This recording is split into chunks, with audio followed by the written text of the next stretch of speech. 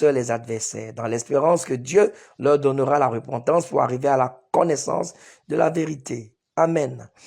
Vous savez, bien aimé, aujourd'hui, et il y a tellement de gens qui discutent, et des gens qui discutent pour tout et pour rien. Pour tout et pour rien. Ils ne comprennent rien. Lorsque vous essayez de leur enseigner les Écritures, ils vont toujours trouver de quoi rechigner. Nous ne sommes pas en train de dire que chacun ne doit pas avoir son avis. Mais nous sommes en train de dire simplement qu'il y a des gens qui discutent de tout et de rien.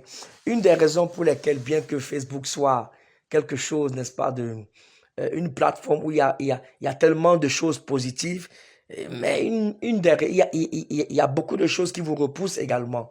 Et une des choses, des fois, qui a tendance à vous repousser sur Facebook, c'est le fait de trouver des gens qui sont tout le temps en train de discuter des opinions qu'ils ne comprennent pas. Il suffit que vous dites quelque chose, vous allez trouver un nombre innombrable de personnes, n'est-ce pas, qui seront contre ce que vous dites. Je dis bien, et je répète, ce n'est pas que chacun ne doit pas avoir son avis. Et dès que quelqu'un a déclaré quelque chose sur Facebook, et c'est fini. Vous voyez, les discussions en n'ont pas fini. Des discussions. Et l'apôtre Paul nous conseille ici ce matin, nous en tant qu'enfants de Dieu, qu'est-ce que nous devons faire? Nous devons repousser les discussions. Il dit les discussions folles et inutiles. Il y a des discussions constructives. Vous entendez?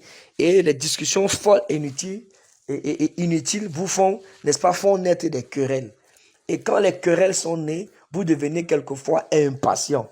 Et quand vous êtes impatient, des fois sortent de votre bouche, ok, alors des paroles qui ne plaisent pas toujours au Seigneur. C'est pourquoi il dit au verset 24, il ne faut pas qu'un serviteur de Dieu, il ne faut pas qu'un enfant de Dieu, il ne faut pas qu'une servante de Dieu, il ne faut pas que, voilà, et quelqu'un que l'on connaît comme étant une personne qui sait Dieu, il ne faut pas que cette personne, n'est-ce pas, se retrouve dans des querelles inutiles. Au contraire, il doit être aimable. Aimable pour tous, être propre à enseigner.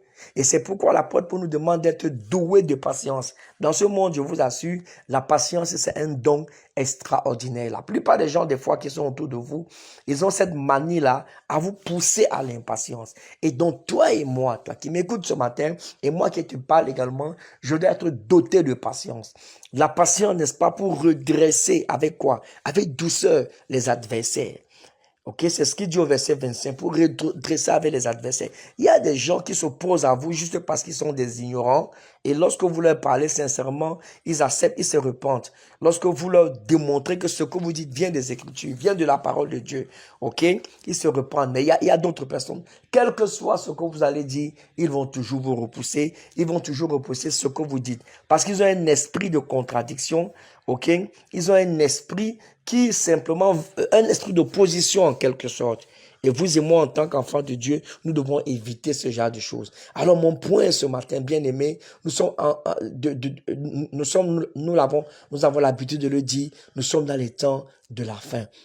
La Bible dit, autant que nous le pouvons, nous devons ramener, n'est-ce pas, beaucoup de personnes au Seigneur. Et il nous faut énormément de patience pour cela. Ok? Et de plus, lorsque les querelles sont nées, cela crée des divisions. Cela crée des divisions inutiles parmi les frères, des divisions inutiles parmi les sœurs.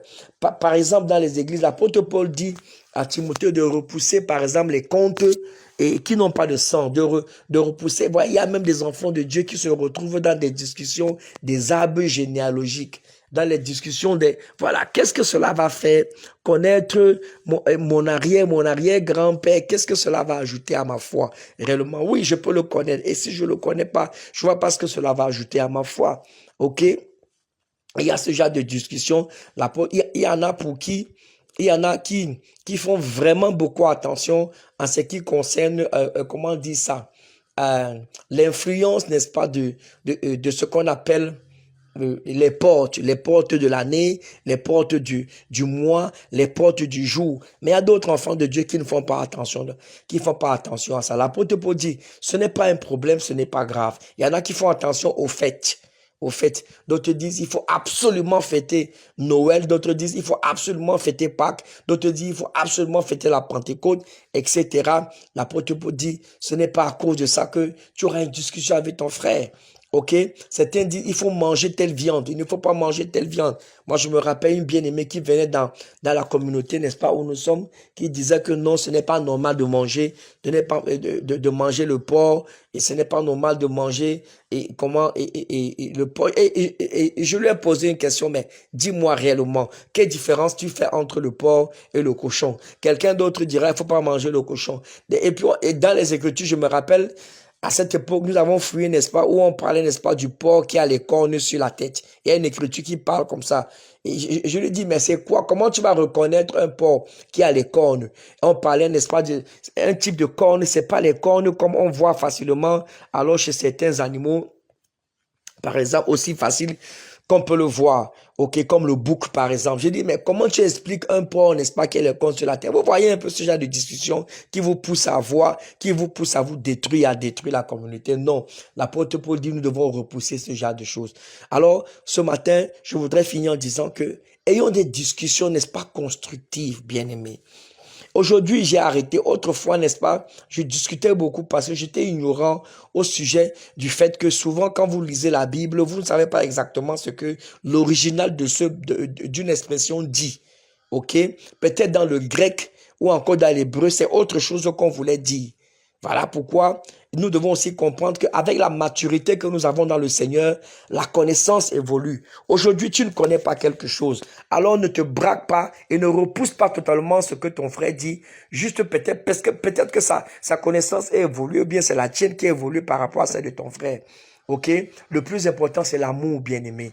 Et quand nous avons vraiment l'amour, alors qu'il vient de Dieu, dans nos cœurs, alors nous allons développer beaucoup la douceur.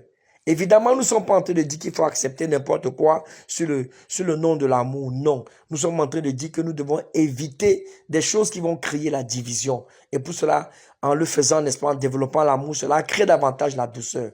Je prie donc ce matin davantage pour beaucoup plus d'amour dans ton cœur, pour beaucoup plus de douceur dans ton cœur, pour beaucoup plus de patience encore dans ton cœur.